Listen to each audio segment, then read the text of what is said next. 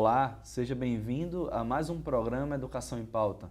No programa de hoje eu converso com o professor do campus Natal Zona Norte do Instituto Federal de Educação, Ciência e Tecnologia do Rio Grande do Norte, o professor Diego Silveira Costa do Nascimento.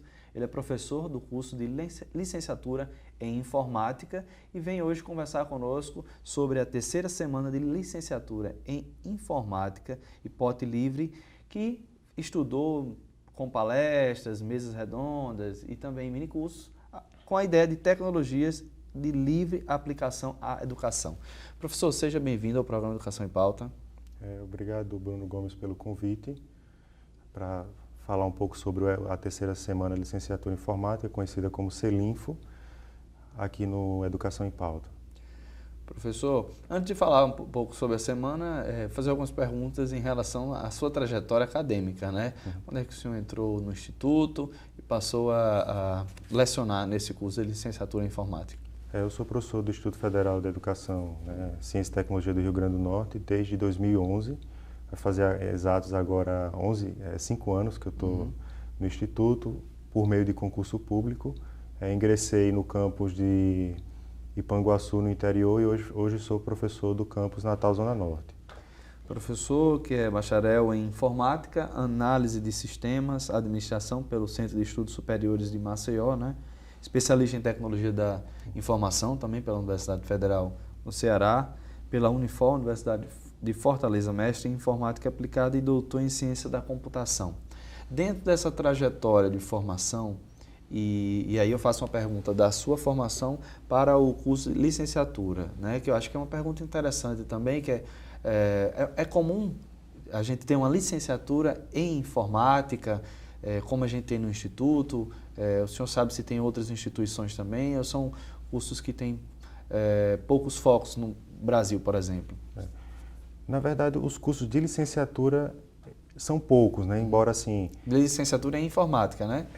A gente está crescendo bastante a licenciatura em computação, né, que também ele tem uma certa diferenciação do curso de licenciatura em informática, no sentido que ele dá um enfoque mais científico. Mas, assim, a cada dia que passa, mais as instituições de ensino estão implantando esses cursos, né? Eu já participei de tanto auditoria de implantação nos institutos, do próprio Instituto da Rede Nacional, em outros estados, como no Piauí, em Pernambuco, e a tendência é que cada vez mais aumente esse número de cursos, pela demanda e da necessidade, referente à necessidade de professores qualificados para dar aula de tecnologia nas escolas.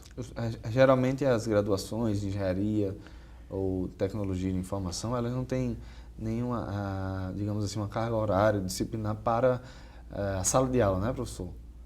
Geralmente o curso de bacharelado ele é focado para a área científica, né, e o conhecimento técnico daquela área, né? E a proposta desse curso é juntar os dois, você formar um docente ao mesmo tempo que ele tem a habilidade técnica necessária, né, para tanto resolver um problema prático quanto lecionar sobre esse conhecimento. O tempo de uma licenciatura tradicional ou tem uma carga horária, um tempo mais próximo aos tecnólogos? Como é que funciona isso? O curso hoje a gente é por volta de 3.000 horas, então a gente tem, o curso ele conclui em 4 anos a 4 anos e meio, depende do programa institucional que você vai ministrar o curso de licenciatura, porque você vai ter que ter a formação técnica e a formação pedagógica. Existe uma discussão no sentido de, eu posso fazer a formação técnica e depois eu faço a formação pedagógica. Mas a ideia dos cursos de licenciatura, se eu não estou falando de informática, mas de matemática, de física, de língua portuguesa, é que a diferença em relação ao bacharelado é que o aluno ele vai entrar imerso na docência desde o primeiro período. Então, por isso que no primeiro período ele está vendo de forma concomitante as disciplinas de técnicas informática, como as disciplinas de educação, didática, sociologia, filosofia, de forma integrada. Por quê? Porque a partir do primeiro semestre ele já está imerso na docência, ele está fazendo projeto, ele está fazendo seminário. Então, os 4 anos ou 4 anos e meio da formação dele foi toda voltada para a docência. Então, ele está se formando um professor sem deixar de aprender o conteúdo técnico necessário. A primeira turma não se formou ainda? Já temos, sim, turmas que já foram formadas, porque quando a gente tem um formato de crédito, o que é que acontece? A gente acaba não tendo muitas vezes uma turma, necessariamente a turma que entrou foi a turma que se formou, porque isso depende muito do aluno. O aluno ele pode pagar 3 disciplinas, né? Pode adiantar, então acaba que alguns alunos já se formam. Hoje a gente já tem aproximadamente, não é exato, mas quase 10 alunos já formados no curso. O projeto pedagógico é de 2009, né? A gente construiu o projeto pedagógico em 2009 e em 2010 começou as primeiras turmas. Professor, dentro desse ambiente institucional, onde passou-se a pensar então nessa semana, que é a semana de licenciatura em informática, né? Essa é a 3ª semana. Por que esse ano teve esse tema específico, né? Além da parceria que aconteceu? A gente já pensou em vários formatos. Na primeira edição, a gente acabou trabalhando um pouco com a questão de palestras voltada para a área da educação. No segundo momento, na segunda Selinfo, né, que é a segunda semana de licenciatura em informática, a gente trabalhou com enfoque mais acadêmico, apresentação de banner, pôsteres, submissão de trabalho e algumas palestras. Nesse ano, a gente quis tentar fazer essa ponte, né? Essa ligação. Essa ligação entre mercado e academia. O que é que o mercado está produzindo para a academia e o que é que a academia pode explorar isso para a educação? E aqui no Rio Grande do Norte a gente tem um grupo, né, de pessoas que se reúnem para tratar de tecnologia, que é justamente o Pote Livre, e eu lancei uma proposta para eles na tentativa de trazer para a 3ª semana da licenciatura em informática tecnologias que são livres, são gratuitas, que podem ser aplicadas à educação. Pergunta mais voltada para esse grupo, né? Não sei nem se o senhor faz parte, também fica como pergunta. O senhor faz parte do Pote Livre, né? Isso. Grupo de software livre. Como é que é essa organização? São professores, alunos, usuários que, pela curiosidade, terminam pesquisando pela própria internet? Como é que... Eu entrei recentemente para esse grupo porque eu já vinha participando, acompanhando algumas palestras. Eu tenho muitos alunos da licenciatura que hoje fazem parte desse grupo. Eu incentivo eles a participarem do grupo para saber o que é que está sendo tratado sobre novas tecnologias. E esse grupo é muito heterogêneo, ou seja, eu tenho pessoas que são profissionais da área, trabalham no mercado de trabalho. Professores também não? Professores, também do Instituto, técnicos que trabalham no mercado de trabalho, principalmente desenvolvimento de software, infraestrutura e redes, desenvolvimento, designer, banco de dados. E também temos pessoas que são, que eu posso dizer, admiradores dessa área, têm vontade de seguir nessa área e faz ensino médio ainda e está trabalhando e está acompanhando essas palestras, dando palestra, aprendendo sobre novas tecnologias e fortalecendo o grupo.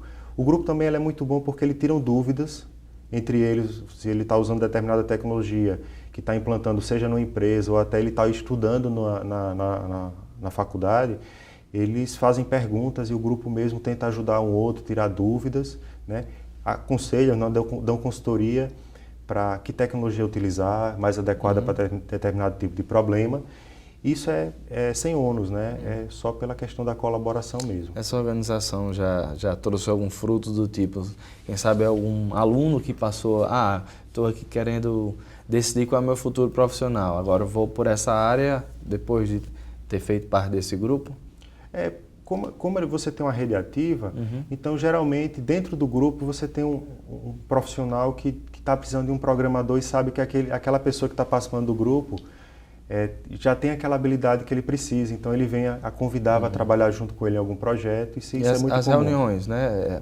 Fiquei curioso agora, quem sabe a reunião é pela internet ou tem físico também? Eles usam vários meios, por exemplo, ele tem uma página na internet que eles disponibilizam todas as palestras e cursos que foram ministrados, ele tem blog de discussão, eles têm aplicativos de comunicação por broadcast, conhecidos também, que eles utilizam via celular, lista de e-mails também, e tem os encontros presenciais, eles fazem reunião e discutem todos os assuntos que eles estão querendo fazer, né? Sobre tecnologia, sobre eventos que vão ser ministrados, e todo evento que eles estão fazendo assim, a gente terminou fechando para fazer a 3ª semana de licenciatura em informática, mas o grupo já está em discussão de forma concomitante outros eventos que vai acontecer, por exemplo, em setembro, outubro, em novembro, por exemplo, já de forma sequenciada. Quem quiser conhecer um pouco mais do Pote Livre, tem algum site? O senhor citou, não sei se tem em mente. É o www.potelivre.org. Se eu não estou enganado, é .org. Ok. Professor, dentro dessa atmosfera, então, do software livre, né, como é que foi essa discussão para exatamente o uso na educação? Por exemplo, quais são os softwares que vocês desenvolveram ou terminaram selecionando alguns que já existem, né? Porque a ideia do software livre tem a questão da construção, reconstrução, disponibilidade, né? Como é que fica essa atmosfera especificamente desse tema para discussão no evento? Antes de falar do software específico, é bom remeter um pouco à ideia por exemplo, do papel do licenciado em informática, né? Imagina-se que, por exemplo, o que é que vai fazer um licenciado em informática? Ele vai dar aula de informática. Né? De forma bem genérica, digamos assim, né? Trivial, né? Vamos dizer assim. Mas aí a gente precisa fazer uma seguinte análise. Por exemplo, há um certo tempo atrás, né, alguns anos, o que era básico, por exemplo, a informática básica, era você conseguir aprender, você precisava aprender sobre determinados mecanismos para ligar um computador. Computador esses que às vezes tem o tamanho de um prédio de 6 andares, uma sala como essa aqui, e você fazia um curso apenas para ligar e desligar esse equipamento. Isso era informática básica naquele tempo. Com o tempo passou a ter informática básica para quê? A informática básica ela vinha com a ideia de você operacionalizar essas máquinas. Então poxa, como é que eu vou usar esse computador? Então você fazia um curso para usar editores de texto, editores de planilha, editor de apresentação, criar pastas, né, instalar programas, remover programas, acessar a internet. Sendo que essa evolução aconteceu. Os softwares estão cada vez mais fáceis de usar, estão intuitivos. As pessoas usam, parece que é de forma natural. Então, será que a gente não vai precisar mais ensinar a informática básica para a nova geração? Não, a gente vai ter que ensinar. Mas vai ensinar o quê? Isso que ele já aprende sozinho? Não. A gente vai ensinar o quê? Vai ensinar ele a criar suas próprias soluções para resolver seus problemas, seja ele acadêmico, científico, industrial. Então, assim, as pessoas agora elas precisam aprender a criar seus próprios programas, a criar sua própria homepage. Ele precisa criar sua própria solução. E nesse evento a gente tem uma gama de tecnologias que são livres. Por exemplo, a gente começa a ver nas escolas hoje do ensino médio fundamental, por exemplo, né, a inserção da robótica na escola. Mas a gente não pode pensar apenas na robótica como, eu coloco um robozinho na sala de aula, isso é educativo. Por que isso é educativo? Só porque é lúdico, por exemplo, né? Não é. Então assim, como esse robô, por exemplo, foi inserido, né, na escola. Qual o objetivo, Qual o objetivo? E eu acho que é o mais difícil, né? Principalmente da área técnica. Como você avalia se esse aluno que interagiu com esse robô, ele aprendeu de forma mais fácil ou não? Qual o ganho que ele teve com essa tecnologia? Então, isso é uma análise que a equipe pedagógica precisa fazer. A gente vai precisar fazer um intervalo, mas voltamos com essa sua resposta. E você de casa não saia daí, a gente terminou apenas o primeiro bloco do programa Educação em Pauta. Já a gente volta com o segundo bloco conversando sobre tecnologia, sobre informática e softwares livres também. A gente se vê já depois do intervalo.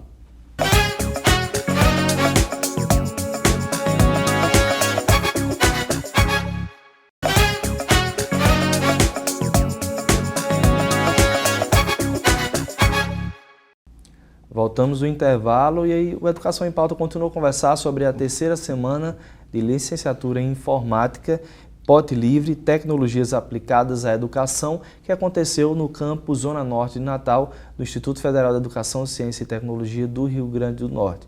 E para continuar conversando sobre esse tema, nós temos aqui comigo o professor Diego Silveira Costa Nascimento. Professor, no bloco anterior a gente estava conversando sobre essa evolução da tecnologia, né? Então, eu volto a perguntar, quais são os softwares livres que podem ser aplicados à educação dentro desse assunto abordado nessa semana? Eu tinha falado anteriormente na robótica, né, que está sendo utilizada em sala de aula. Aí a gente tem hoje protótipos, né, eletrônicos que você não necessariamente, não é que você não precisa saber eletrônica, mas que você consegue de forma mais fácil injetar um código e controlar dispositivos elétricos para acender uma luz, apagar, fazer um carrinho se movimentar, como por exemplo o Arduino. A gente tem, por exemplo, que também foi tratado na palestra sobre o KDE Edu, que são sistemas operacionais, assim como o ambiente gráfico, assim como o Windows, mas que ele já vem com um pacote de programas que é destinado à educação, como por exemplo o Scratch, que é um programa que permite que a partir de blocos a criança, eu não estou falando de um adulto, uma criança mesmo, de 8 anos, 5 anos, até 5 anos, consiga usar esses blocos para criar programas de computador. Apple Inventor, ele cria um programa, um jogo, insere no celular dele. Né? Tem editores de texto, editor de planilha também que são gratuitos, que ele pode vir a usar na escola, editor de imagem, seja ela por bitmap, né, mapas de bit ou vetoriais, ele consegue criar esses desenhos.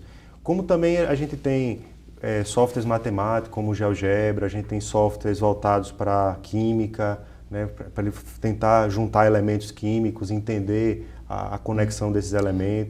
Para identificar, achar ou fazer uma pesquisa específica, nessa área da educação, né? Você tem algum lugar onde o professor ele possa achar, eu vou visitar esse site e aqui eu vou ter alguns softwares livres para a área da educação, ou a gente tem que fazer uma pesquisa tradicional mesmo pelo Google?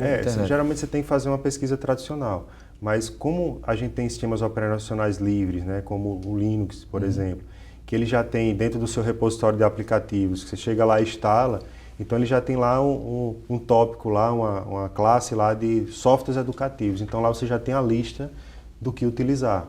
Os professores de licenciatura em informática, né? A gente falou dessa questão de uma aptidão que vem das crianças, de que no futuro terão cada vez mais. Mas os professores já passam a lançar mão desses softwares para criar alguns programas, quem sabe para atividades para os alunos de licenciatura ou para os alunos técnicos ou coisa do tipo, para que eles possam fazer em casa ou em sala de aula. Como é que fica essa questão mais estrutural da sala de aula, conteúdo disciplinar, por exemplo? Pronto, por exemplo, você pode, se você pegar programação, hoje um professor, por exemplo, da área, por exemplo, de estatística, no curso superior, por exemplo, ele já começa a usar uma linguagem de programação, que também é gratuita, R, para ensinar estatística descritiva. Então, ele não só aprende como calcular uma moda, um desvio padrão, uma média, mas como ele também faz um programa para calcular isso aí. E seria uma demonstração virtual do cálculo? Isso, e gerar o gráfico. A partir desse gráfico ele vai conseguir fazer análise desses dados.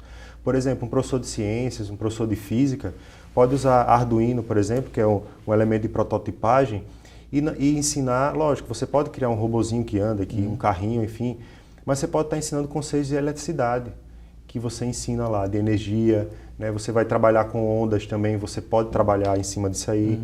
Um professor de matemática pode ensinar coordenadas, então a partir do conhecimento de coordenadas, como é que eu vou fazer, e usando, por exemplo, seno, cosseno e tangente para direcionar ele, a orientação desse carrinho. Então ele pode aplicar aquele conhecimento na construção daquele protótipo lúdico.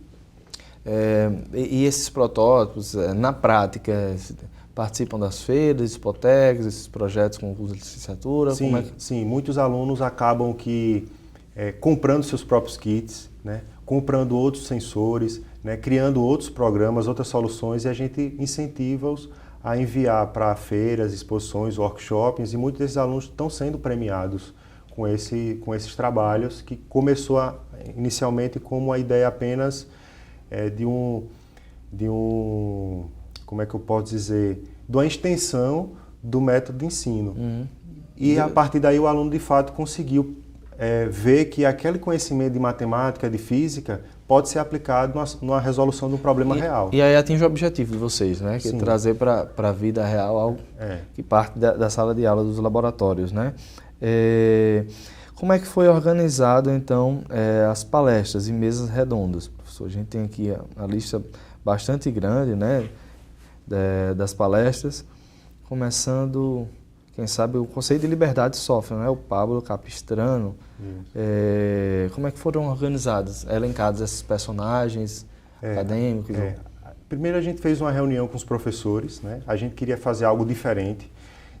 Não dava apenas para a gente fazer um evento que a gente só ia discutir palestras com cunho técnico, falando de tecnologia. A gente precisava trazer também elementos da educação. E a gente teve uma palestra interessantíssima como o conceito de liberdade, que o professor de filosofia Pablo Capistrano, como da socióloga também Ana Elisa, que falou sobre a pedagogia da gambiarra, ou seja, como a gambiarra, né, essa metáfora que ela traz para a palestra, ela promove o ensino e a pesquisa, né, a extensão. E essa gambiarra, fiquei curioso, pedagogia da gambiarra, né? Ela utilizou Paulo Freire também, né, na palestra também, dela? Isso, usou conceitos de Paulo Freire. E ela tentou defender essa ideia de que o conhecimento, ele é, assim como a gambiarra que a gente faz para fazer uma extensão, seja de um ponto de energia, isso na educação, ela contribui bastante, né? E faz com que cada vez mais o aluno ele se questione sobre o porquê das coisas e tente novas soluções, né? Ou seja, é que ele não siga apenas as fórmulas, mas que ele possa computar, como a gente estava conversando aqui em off, né, antes do programa, a questão da inteligência artificial, né, essa cognição, que ele vai ser emancipado, digamos assim. E aí tem a ideia da formação humana, né? Não é só daquele conhecimento disciplinar. Isso, e também da parte do professor, que ele não fique preso a um formato de educação que nela fala que já tem 200 anos. Então que o professor ele quebre um pouco esse formato de ensino-aprendizagem, mas que ele consiga promover alcançar aquele objetivo que ele quer sobre aquele conteúdo de forma prática, né? Porque não adianta você entrar com um arcabouço de tecnologia e o professor continua dando aula da mesma forma quando só tinha giz e quadro negro. E volta aquele contexto que a gente está citando. A tecnologia avançou, a mentalidade avançou, o aluno é outro, né? Isso. Da escola do século passado, sendo a escola hoje, não tem nenhuma, não deveria ter nenhuma importância tamanha, né? Já que a gente tem um aluno de um novo século. Quais outras palestras a gente poderia citar aqui, professor? Além dessa da Ana Elisa Trajano, do Pablo Capistrano? Teve uma palestra também bastante interessante, que é da Emanuele. Ela é uma garota, tem 14 anos de idade. A jornada de uma padawan. Ela se coloca como padawan? Ela se coloca, ela se caracteriza dessa forma, mas o interessante é que, como ela vendeu, né, lógico que tem um incentivo muito forte do pai dela, né, que inclusive estava no evento, e ela começou a programar, a criar os primeiros programas com 8 anos de idade, né? Ela falou uma experiência num evento que ela foi, e que ela, no começo de uma palestra, ela fala que no evento só tinha café, e ela não queria café, né? Ela queria um leite com achocolatado, né? Básico de uma criança. E ela conseguiu, por exemplo, no evento, encontrar uma barraquinha de picolé, mas ela não comprava o picolé como é comum aqui, você pega o dinheiro e compra. Ela precisava fazer um programa de computador para resolver um problema para conseguir esse picolé. Então, a partir daí foi quando ela começou a ficar mais encantada com essa área de desenvolvimento e a gente a convidou. Por isso que essa palestra foi muito heterogênea também. A gente tem um professor de filosofia, tem um profissional da área técnica e tem apenas entusiastas de tecnologia. E o próprio tema tem uma questão meio metafórica, né? Uma relação com o cinema, com Star Wars, com essa mestre-discípulo. Então, acho que isso chama a atenção da garotada, né? Então, assim, o pessoal gostou muito, quis participar disso aí, né? E também teve palestras como, por exemplo, falar sobre os sistemas operacionais de preferência das pessoas, como Linux, né, Fedora, Debian, né, palestras aí também falando sobre internet das coisas. Então, acessibilidade, né? Por que isso é importante, como isso deve ser aplicado, porque isso também tem muito a ver com ensino-aprendizagem, né? Não é você criar um sistema e dizer assim, esse software é educativo. Mas por que ele é educativo? É fácil para essa pessoa aprender? A gente, por exemplo, tem software hoje que usa a ideia, o conceito de Paulo Freire para alfabetizar. Então, você tem um software, né, por exemplo, a partir de uma palavra, do contexto que ele está inserido, ele começa a reforçar com várias formas. Por exemplo, várias formas de escrita, e a pessoa vai aprendendo as letras. Aí depois tem várias palavras dentro do contexto que ela está inserido. Então, ele começa ele vai começar a formar frases dentro do domínio que ele trabalha, não uma coisa muito global, senão a pessoa perde o contexto. E já está dentro aí, digamos assim, uma alfabetização digital com a escrita ao mesmo tempo, né? Isso. Que é o nome do software até Luz do Saber. Se eu não me engano... Esse foi desenvolvido por quem? Se eu não me engano... Porque são livros, são... né, se eu não me engano, esse software, ele tem incentivo do governo federal. E a gente está começando a fazer com que o licenciado em informática, ele também vá nas escolas ensinar, capacitar os professores da rede municipal, estadual, até privada, para que eles comecem a olhar também por esse lado, ao invés de não ficar apenas no exercício, né, docência, quadro branco, né, que é o quadro negro, e carteira lá do aluno e caderno. Então, assim, ele começa a usar outras tecnologias aplicadas àquele conteúdo. E às vezes o professor ele fica refém da dificuldade mesmo, né, da estrutura. Em algumas vezes não, algumas vezes é porque realmente é um limite da pessoa. Mas não. Professor, a gente está terminando o programa, mas a pergunta que eu faço em relação ao balanço desse evento, né? Como um terceiro evento, já teve um evento aí mais acadêmico, como o senhor colocou, discutindo a questão da formação docente, dos professores, do profissional, e agora eu vejo que essa terceira edição é uma edição que, não sei se cresceu mais, né, do que as outras duas, mas é uma edição que conseguiu religar profissionais e várias palestras, né? Como é que o senhor vê essa atmosfera e inclusive para um próximo evento, né? Vai vir, agora partiu uma identidade que vocês acharam, como é que vai acontecer? Na verdade, a gente já vem repetindo nessa Selinfo, né? A gente já almeja, já está pensando na 4ª edição. Essa foi boa, né? A gente teve muitos inscritos e tivemos muito credenciamento também dentro desse período. E a gente espera que no próximo semestre a gente também já faça uma integração não apenas com os cursos de licenciatura do campus, mas agora a gente vai fazer uma integração com o curso de licenciatura, tanto de informática como de computação, de outras instituições estaduais e federais da rede de ensino pública. E o objetivo é que volte a ser digamos assim, um projeto mais prático e religue também a questão acadêmica, ou vocês acham que essa ideia... É prático e acadêmico, e o principal que a gente defende muito é que a gente precisa quebrar um pouco esse paradigma de que o que é o profissional de licenciatura em informática, o que é que ele vai ensinar? Quebrar um pouco essa ideia de que ele vai ensinar informática básica, mas esse básico está mudando ao longo do tempo. E ele precisa aprender novos conceitos mais complexos para a resolução de problemas. Ok, professor, muito obrigado pela entrevista de hoje. Obrigado a você pelo convite. E obrigado a você pela audiência. A gente termina mais um programa Educação em Pauta e se vê na próxima semana aqui pela TV Câmara, às 10 horas da manhã. Vale lembrar que o nosso programa também tem reexibição todos os domingos no mesmo horário. Até lá, a gente se vê. Tchau, tchau.